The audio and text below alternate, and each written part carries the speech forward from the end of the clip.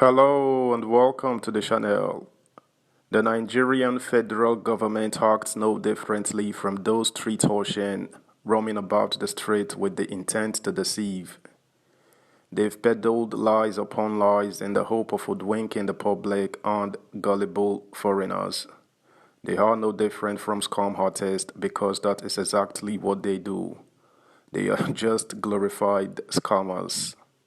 At least some of us see them for their deceit and call them out. That is what the leadership of the Pan-Yoruba group has just done today, addressing their many hills and lies. Let's dive straight in on this piece together, guys. Subscribe, like, share, and comment. Thank you. Federal government lied on credible 2023 polls and treason allegation. Afenifere. The Pan-Yoruba Socio-Political Organization Afenifere yesterday lambasted the federal government for tainting facts about the credibility of the 2023 presidential election and treason allegation. Afenifere, in a statement by its Secretary General Shola Ebisine in Akure, Ondo State, tackled the Minister of Information and Culture, Lai Mohammed, for choosing a foreign land for the Amakabi dance. Ebisine said, Lai Mohammed, the Minister of Information, falls in this unenviable class with his current visits and interviews in the United States of America to taint sacred facts about the 2023 presidential election. Whereas the chairman of the Independent National Electoral Commission, INEC, in the glare of the whole world, had admitted the failures of the statutorily prescribed components of the electoral process. The statement reads, "It is certainly not true, as Lai Mohammed claimed, that under our laws today, management of election results is manual. The ruling of the court that INEC has the exclusive right to determine the mode of election, its collation and transmission only compels the Commission to act in tandem with its electoral guidelines to that effect. The essence of amending our electoral laws resulting in the Electoral Act 2022 is the surgical removal of the mischief of managing our electoral process by the pernicious manual procedures.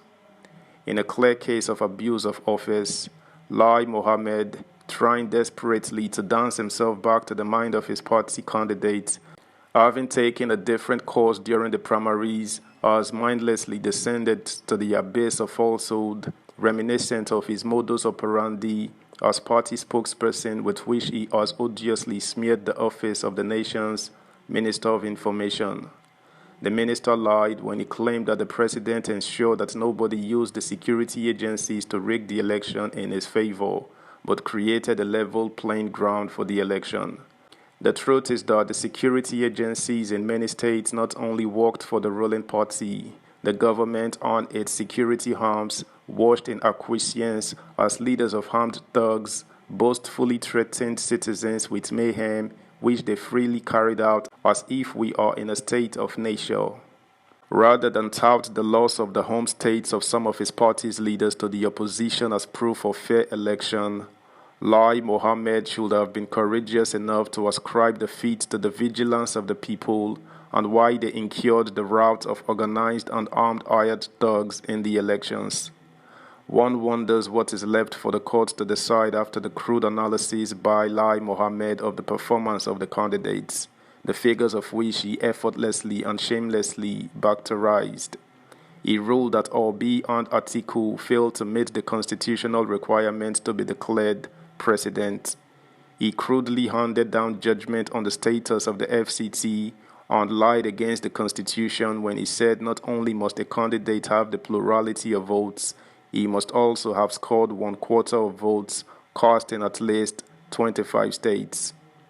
On the treasonable comments, the Afenifere scribe said Lai Mohammed may need to rewind his past statements, particularly the interview he granted Sani Tukor of an online newspaper on April 27, 2013, wherein he said democracy will fail in Nigeria unless APC wins in 2015.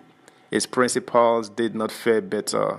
Unfortunately, Lai Mohammed in America has chosen the wrong congregation for its anti-democratic sermons. Subscribe, like, share, comment, and please turn the notification bell on. Thank you. Meanwhile, a group of youths under the aegis of Yoruba Afenifere Youths Organization of Nigeria have passed a vote of no confidence in Pa Ayo Adebanjo, the leader of the Pan-Yoruba socio-political organization Afenifere. The group advised Adebanjo to kindly step down as the acting leader of Afenifere in the interest of the organization and the entire Yoruba race. They made the call at a press conference held in Lagos on Tuesday after a joint session of Afenifere youth national leaders in Yoruba land, including Kogi and Kwara states. In a communique, the group condemned the suspension of two national officers of Afenifere by Adebanjo. This, they said, was done without the approval of the leader of the group, Pa Reuben Fashoranti. According to the group, Afenifere has been derailing since Adebanjo became acting leader because he allegedly abandoned the uncompromising pursuit and defense of the interest of the Yoruba people. We noted sadly too that rather than rally the Yoruba people behind their son, Asiwaju Bola Tinubu, now the president-elect of Nigeria, to emerge as president of this great country, Baba Adebanjo campaigned vigorously against them, and even after his Tinubu's well-deserving and hard-earned victory through a credible presidential election, Adebanjo still wants the presidency out of Yoruba land. We noted for the purpose of clarity that Pa Ayo Adebanjo is not the leader of Afenifere, but the acting leader authorized by Pa Reuben Fashoranti.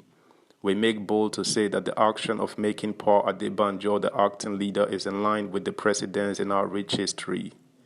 We will not allow our future to be mortgaged by Pa Ayo Adebanjo. We condemned in totality the gross insubordination of the acting leader of Afenifere, Pa Ayo Adebanjo. A vote of no confidence is hereby passed in the acting leader of Afenifere, Pa Ayo Adebanjo, forthwith, and he should stop parading himself as leader and acting leader of Afenifere, the communique read. That's the news, guys. Thanks for listening. Until next time, bye.